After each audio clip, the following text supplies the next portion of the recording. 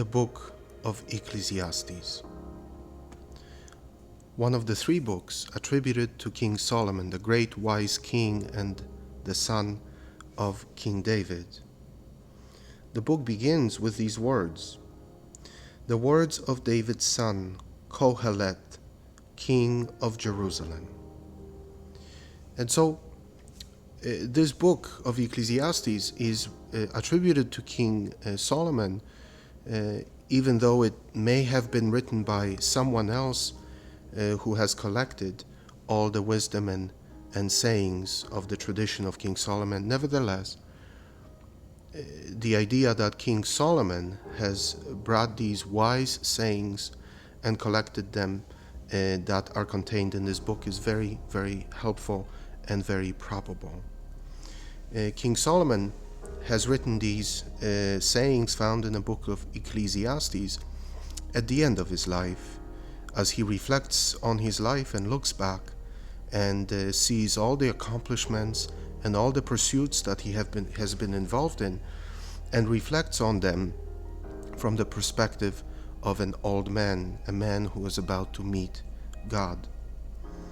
And it begins in a very interesting way, and this beginning really gives a sense of direction to how we are to understand this book. It says here, "Vanity of vanities, says Kohelet, vanity of vanities, all things are vanity."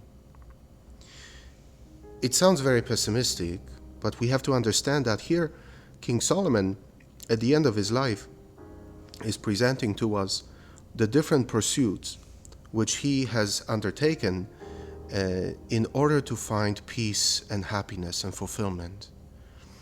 And throughout the book, he goes through the different pursuits that this world has to offer, different wisdom of this world, the wisdom of seeking pleasure or seeking the wisdom of the world, seeking sciences, seeking great pursuits of architecture and art and music, different beautiful things that he himself mentions are gifts from God himself.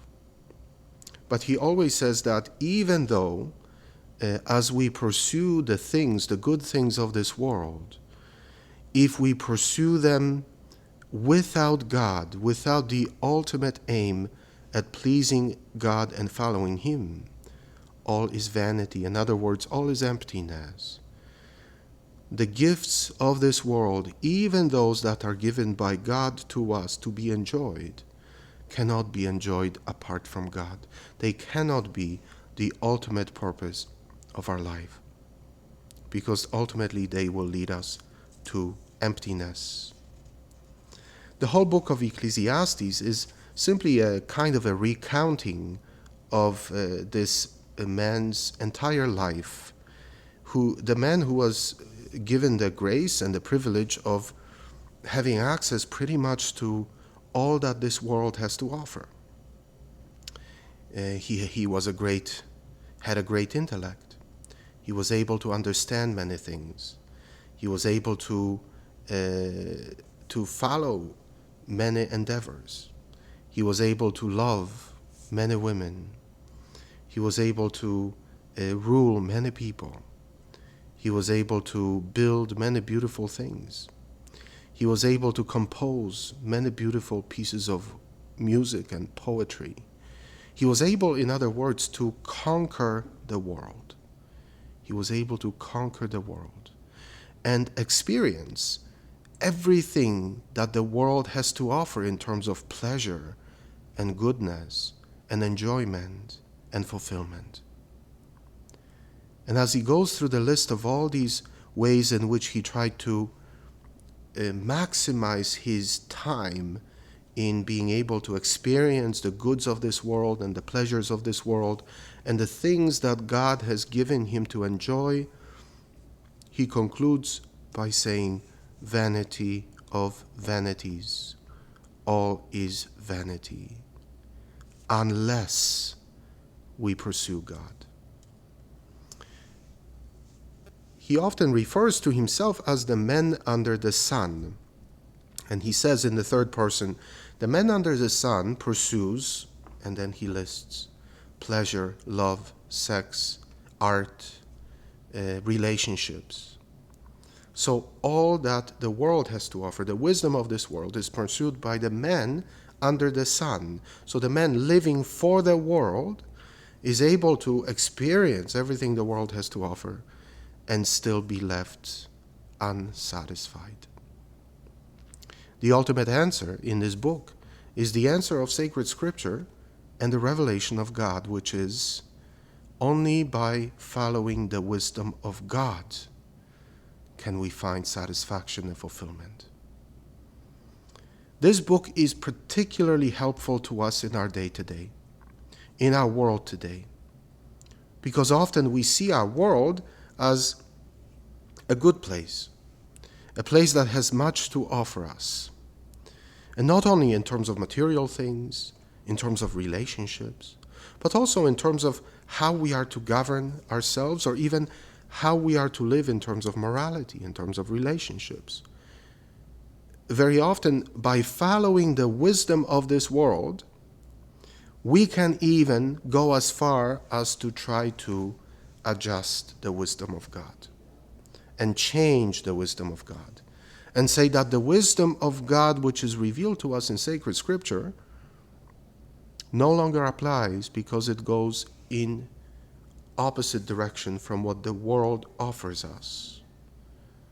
And so the book of Ecclesiastes is a kind of presentation from someone who says to us, please stop if you are on the pathway of following the wisdom of this world. And in some way you are setting aside, you're sacrificing the wisdom of God for the wisdom of the world. Please know all is vanity. It will not work. It will not satisfy. How do I know? Because I've tried it. I've lived it. One of the famous actors once said in an interview, he said, I wish everyone could become famous like me, and rich like me, and gifted like me, because then everyone would know that it's not enough. That ultimately money, fame, pleasure, all that this world has to offer is vanity, is emptiness. You see, emptiness without God.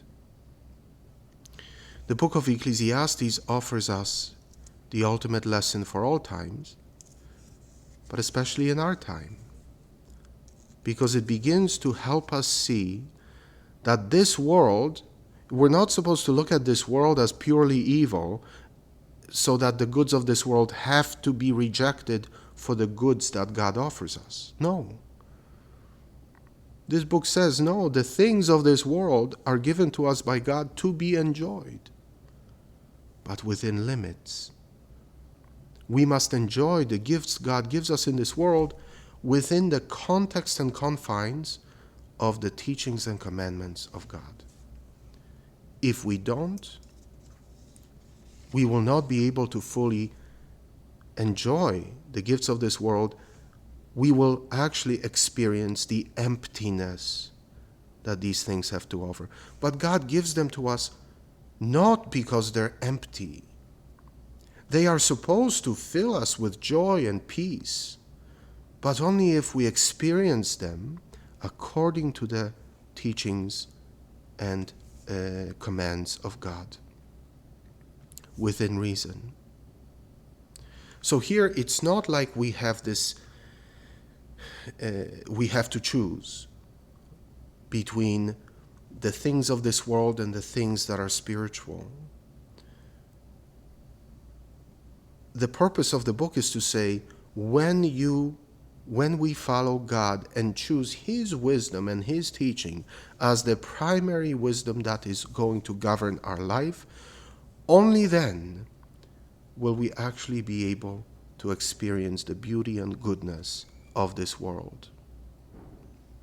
And we will not see them as emptiness, but only within the context of our faith and the wisdom of God. This is how the book ends. The last word when all is heard, fear God and keep his commandments, for this is man's all. Because God will bring to judgment every work with all its hidden qualities, whether good or bad. And so the book of Ecclesiastes really offers us an incredible lesson, a kind of reminder. It is given to us as a pathway for our everyday life. It's actually a very Catholic approach towards our life here on earth. We are not called to reject the world in order to follow Christ, but we are called to follow Christ and follow his guidelines, because only through his teachings can we know how to properly enjoy the things of this world and not allow the things of this world and the wisdom of this world to lead us to emptiness. And so the book of Ecclesiastes is a great gift. It is one of the 3 books attributed to King Solomon, the great and wise king, who himself, though broken, is able to exercise the gift of wisdom at the end of his life by giving us that beautiful lesson that this world is emptiness unless it is experienced through the wisdom of God and the gift of faith offered to us. This is the book of Ecclesiastes.